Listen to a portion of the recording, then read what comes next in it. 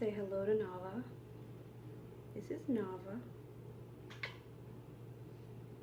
Alright. So hopefully you can hear me. I didn't want to wake Ty. I couldn't sleep, and some stuff that we had talked about earlier was still on my mind. And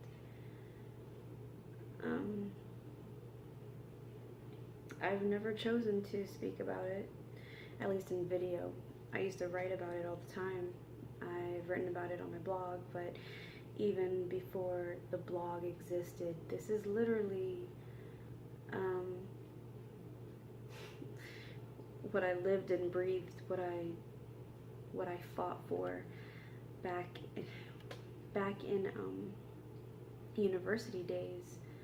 I was big on social justice and multiculturalism and bridging the gap,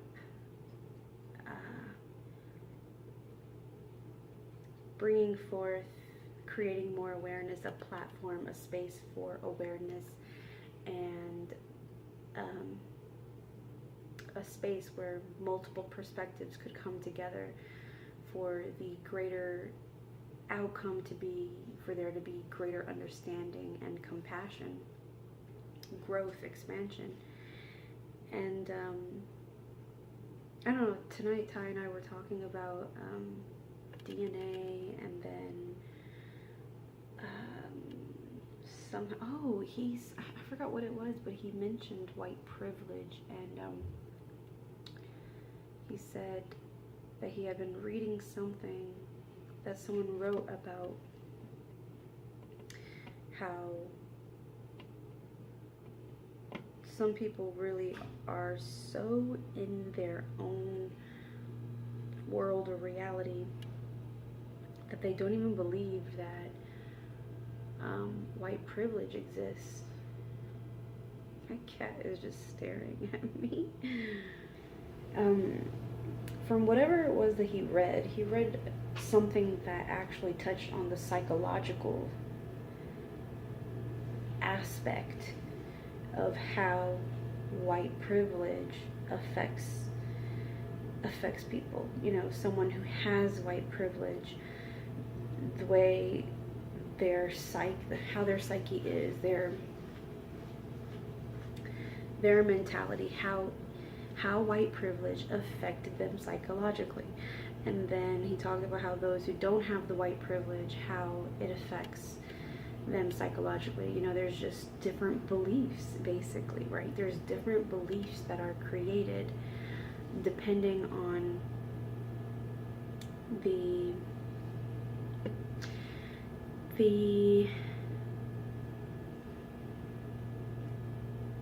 race, ethnic group you're born into, incarnated into, the socio-economic class that you're born into, and the communities, the places, the areas, the environment that you are exposed to. And I mean, this is all talked about in psychology as well.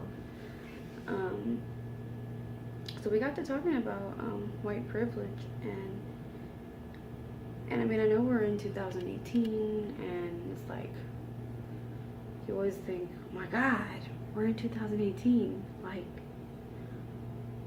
what's with this shit? Like, how is any of this still relevant or even real? And then you have some people who really think that it's not real, that people are not experiencing racism, whether they are the ones who are judging or the ones who are being judged.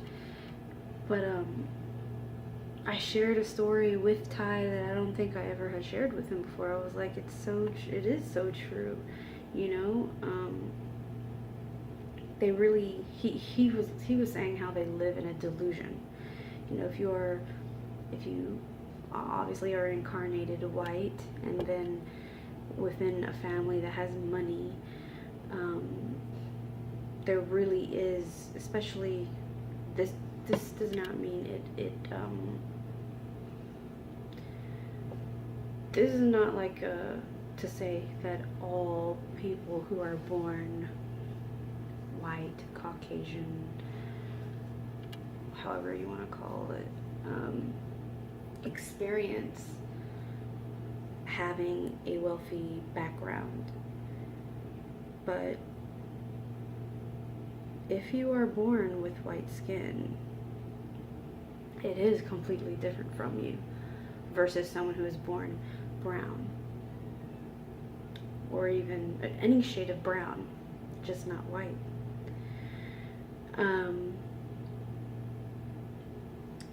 And I told him, I said, yeah, I know.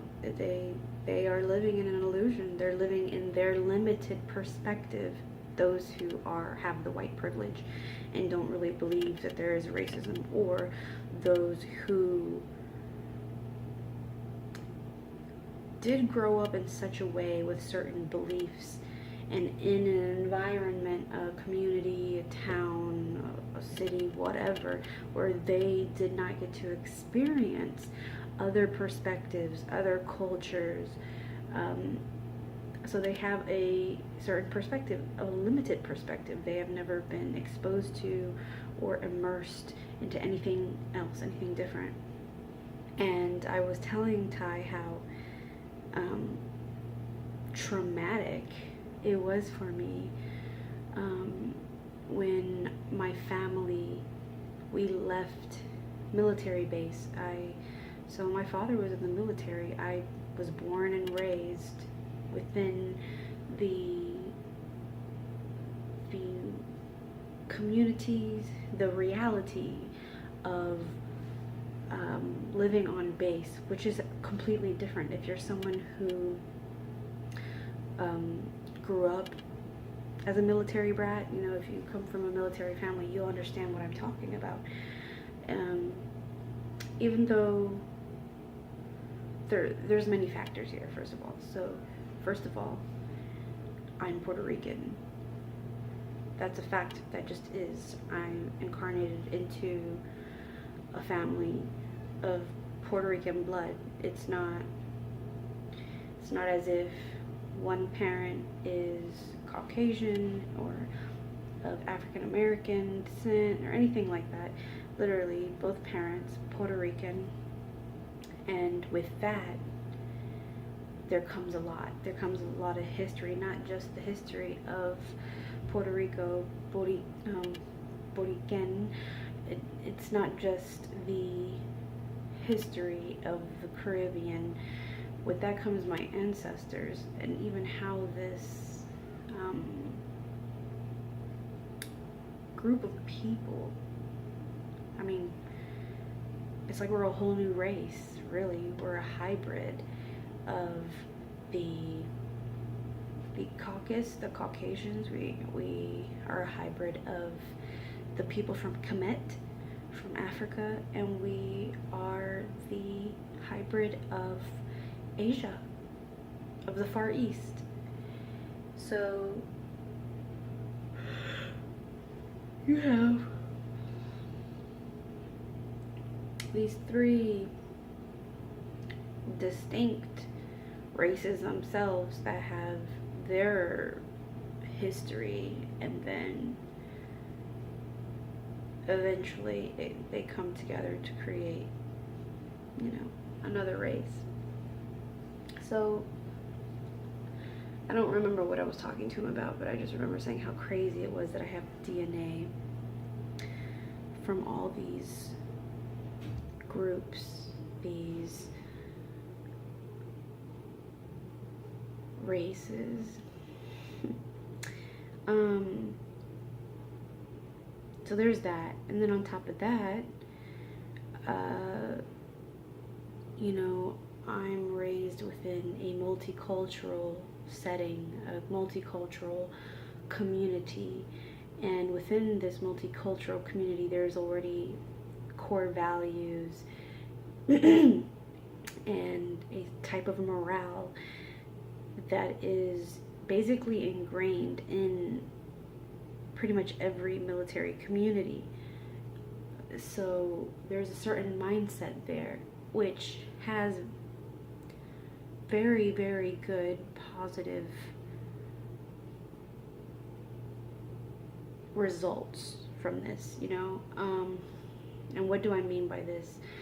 Well, honesty, being dependable, reliable, being kind,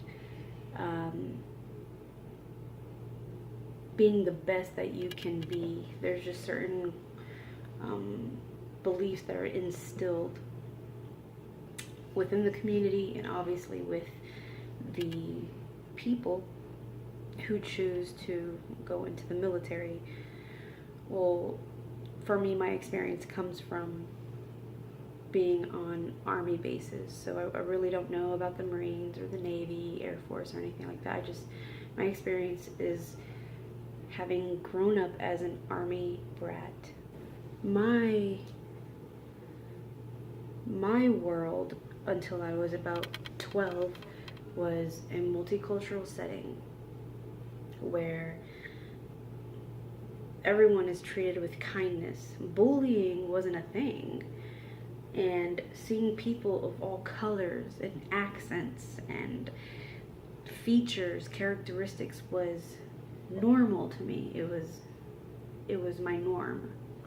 And then we left military base and moved off base, and that was a very, very fucking traumatic experience for me, because I quickly noticed that from the neighborhood we moved to the school bus that I had to get on in the mornings and get on in the afternoon to go home, and then the school I was going to was very segregated.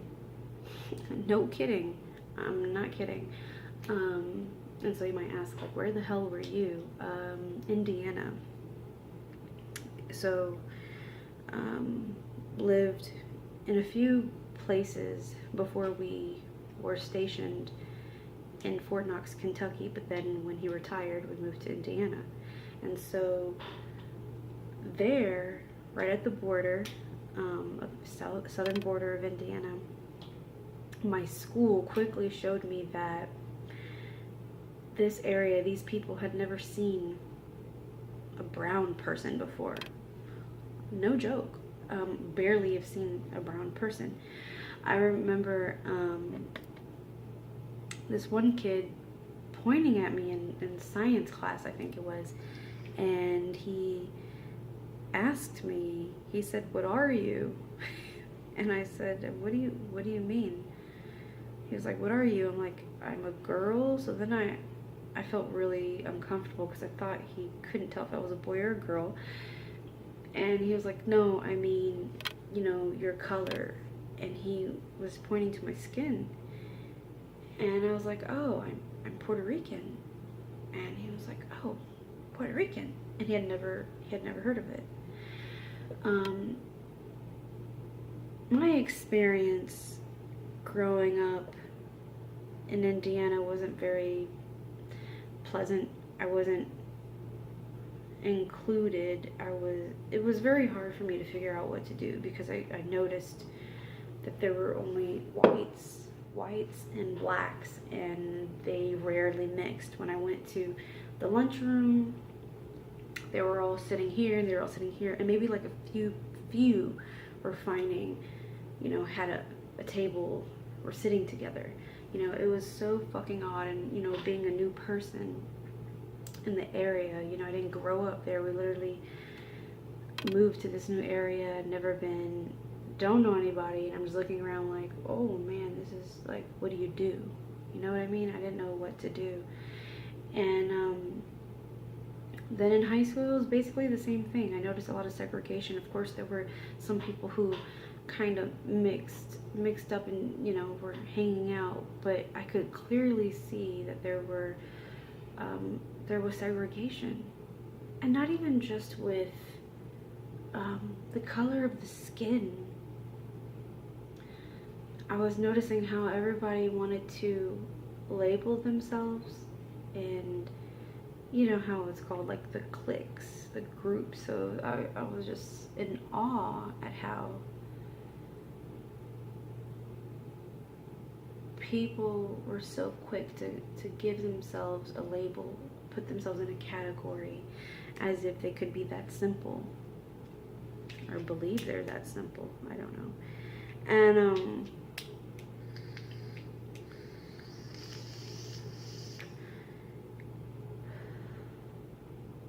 CBD oil, by the way. So I don't want to get off track because I don't want to start talking about labeling yourself.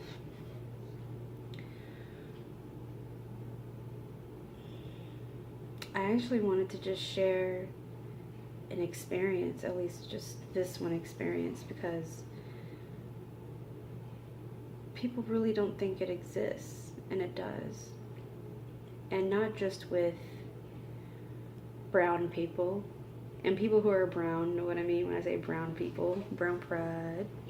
You know, that means, you know, Latinos, Asians, Indigenous, and even African Americans, and those who come from countries in Africa. You know, I mean, I made so many friends in university, and most of them were from many other countries. They were not from the US. I had a few, but I found resonance in those who were from other places. And it makes sense, you know, growing up in a multicultural setting, and that's what was comfortable for me, and wanting to learn from these other people. So while I was in university, I used to have a home cleaning business, and I was cleaning a client's house in her beautiful neighborhood, this one really pretty neighborhood in Indianapolis, Broad Ripple area, I believe. So it's like beautiful nature amongst like really eclectic suburban neighborhoods. Just the homes they all have their own identity and architecture, but it's all among like just beautiful trees and flora, just beauty, natural beauty. And I was walking to my car, and this guy was walking on the street. He had just left like the house next to my client's, and he had something in his hand, and he started chatting with me. He was a Caucasian guy, young guy around my age, and we just got to talking, and then he basically asked me out, and I was a little thrown off because I've never dated. At the time, I had never dated a Caucasian guy. Caucasians had never shown interest in me. They stayed away or rarely talked to me, and if they did,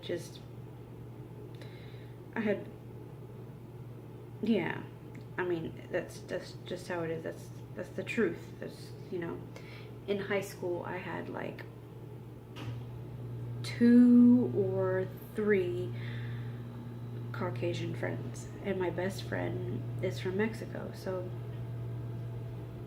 my best friend in high school is from Mexico. So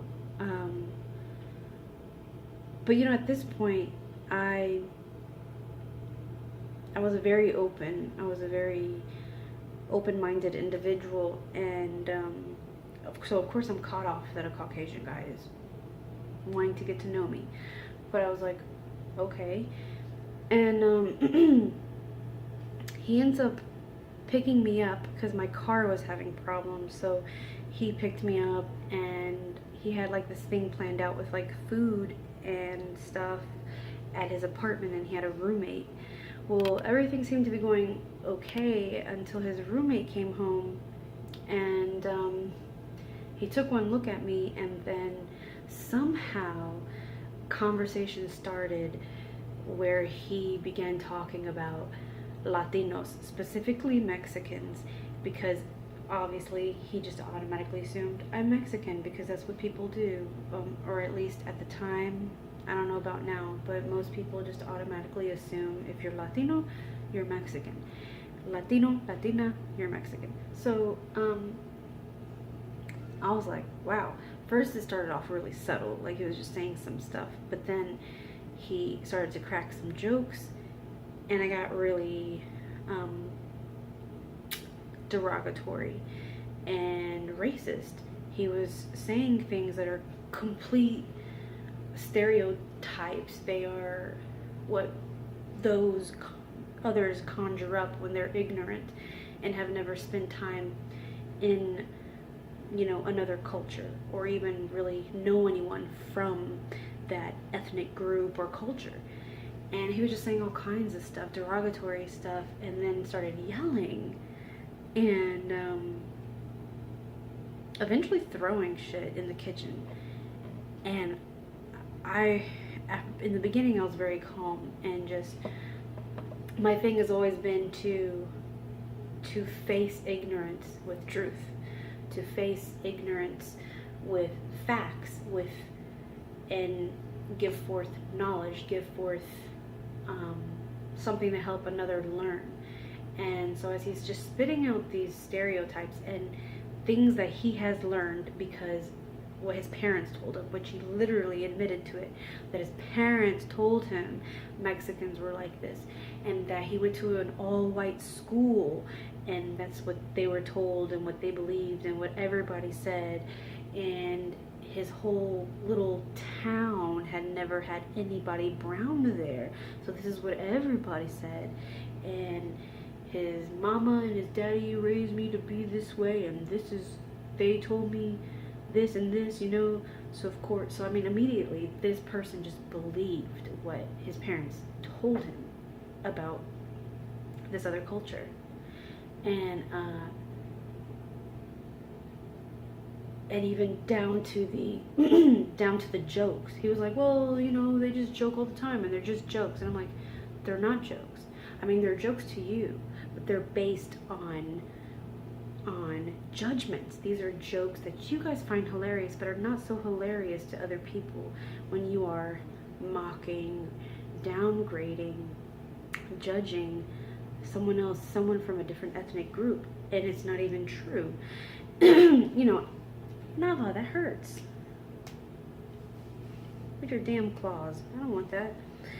And he was saying the basic shit you hear all the time about, like, Mexicans are taking our jobs and they're dirty and they just need to go back across the water and all kinds of stuff. And I was just like, how are you able to even say this about another human being? And where do you even get your facts from? Like, have you picked up a book? Have you bothered to YouTube anything, or walk up to another person and just kindly ask them questions and want to get to know them? Like, where are you basing any of this from? And of course he was basing it from his perspective, his limited perspective, his cultural lens, which is a great term for this, and one I used a lot when I used to write about this stuff. We all have a cultural lens, and we can all benefit from immersing ourselves into another culture or community, anything that's different than ours, and broadening our lens, broadening our cultural lens, our understanding, our perspective, so that we can see beyond what we saw. That hurts. Can you stop it? So that we can see beyond what we were seeing before. You don't have to limit yourselves. God, he like scratched me really good. Fuck. Oof.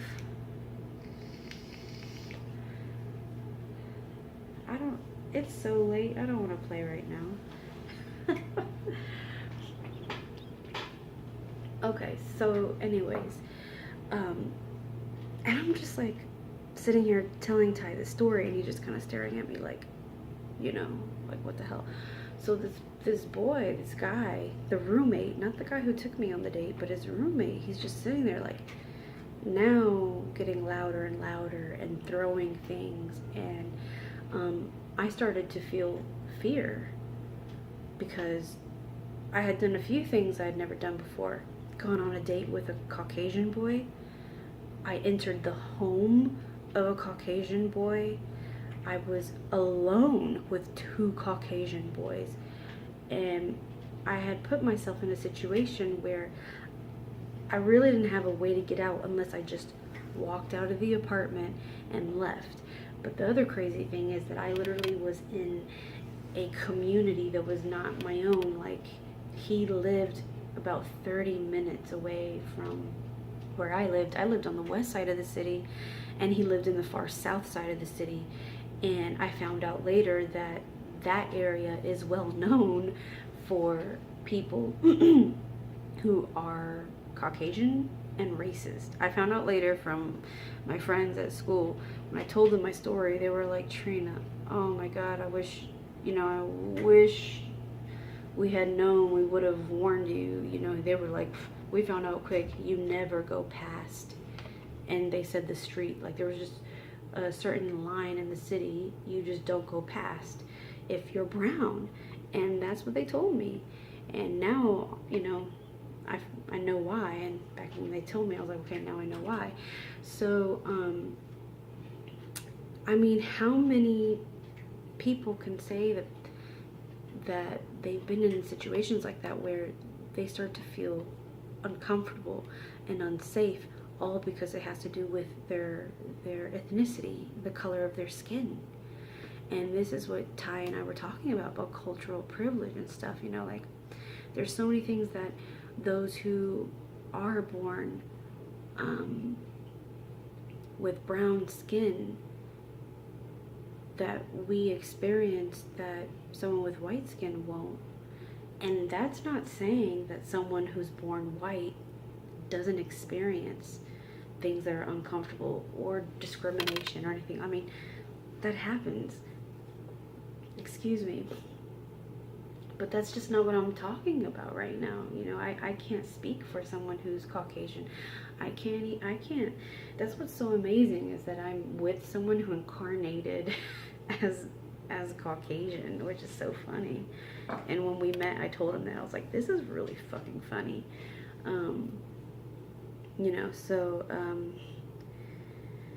It's so funny to share our differences and share stories. And I was telling him how that night at that place, this is the other reason why I couldn't leave, because I found out that the guy who I was on the date with, that wasn't even his car. So he picked me up in his roommate's car. And because his roommate was angry, and he was angry about Latinos, and then angry that I was remaining calm and fighting back with facts and just telling him all kinds of statistics and telling him something from my personal perspective, because I'm brown and I'm Puerto Rican, and I have Mexican friends, and I have a best friend who is Mexican. So I was just like sharing all this stuff with him, and it was just making him more and more angry, and that is that's ignorance right there, when a person doesn't want to admit that they're wrong and that they're being hurtful. He could have been humble and apologized, but he didn't. It just got worse. And so I got extremely uncomfortable, and the guy who took me out on the date apologized, and I started begging to go home. And finally I just walked into a different room in the apartment, and I had to start calling people, and the only person who was awake at the time was an ex-boyfriend who ironically is African American, and he had to come pick me up. And I had to tell him, no, don't go beat their ass, just come get me and get me out of here. And that's what happened. So and me talking about this is so different from what I normally talk about, but and people may wonder, what's the point? What is the point?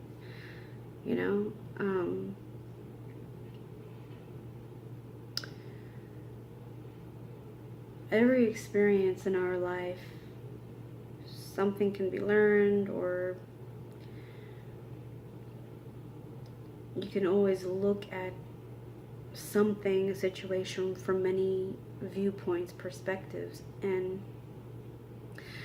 our experiences are spiritual.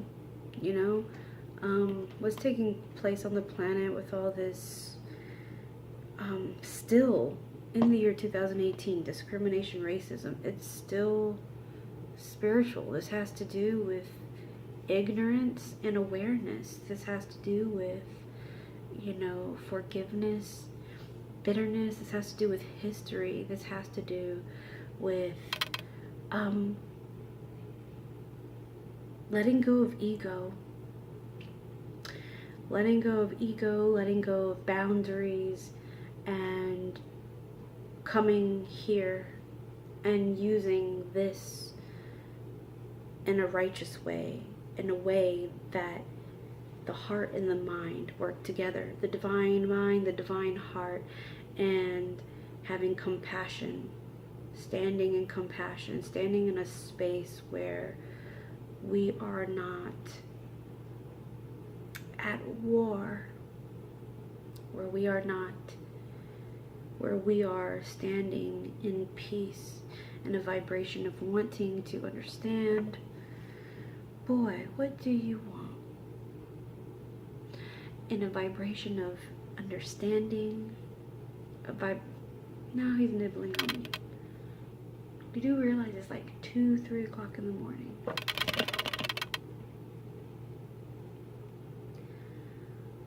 And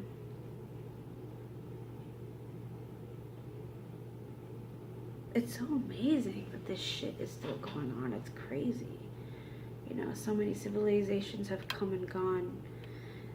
And for what? Why can't humans learn their lesson? It's so interesting. Like, why? Like, how many times will a species, a race repeat?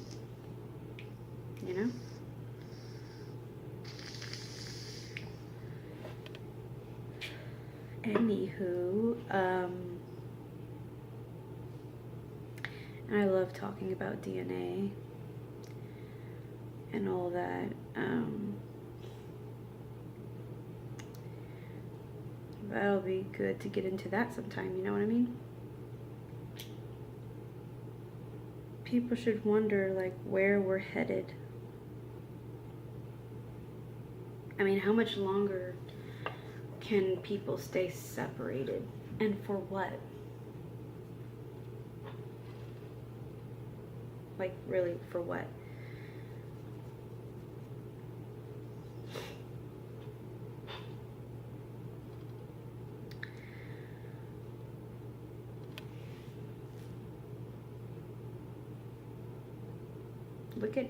Look at nature. Everything on our planet, everything here evolves. So why do humans believe they're any different? That we would be headed in a different direction than what nature, than the path of what nature is on. You know what I mean? There's so much to get beyond. It's being done, right? It's already being done, but in so many ways and in so many places, it's still present. That invisible line of separation, segregation, whether it has to do with your color, whether it has to do with the physical, material of this world, what people call wealth, right? Your socio-economic status. Right down to literally the geography, where you are in the world, what country, what city, are you allowed into this other country or not, and all this bullshit. So many things that humans are using or feeding to keep separation in place. And you just gotta ask yourself, from why, for what? Is it fear? What is it based on? Is it based on love and empowerment, or is it based in fear and change? You know what I mean? And you could go a step further and a step inward to look within yourself and in your life where you are co-creating separation. Whether it's something small and within your household to your group of friends or your spiritual community or your workplace or your following online or social media or whatever it is. You know what I mean? Like where are you? Where are we contributing to separation? If you're willing to take a look and see and dive in and find out why, and then go beyond that and allow yourself to take those barriers down. Yeah. Alright, I'm done with that. Plus it's late. Gonna try to sleep now. So with that, namaste. Mitakoe oyasin aroha nui.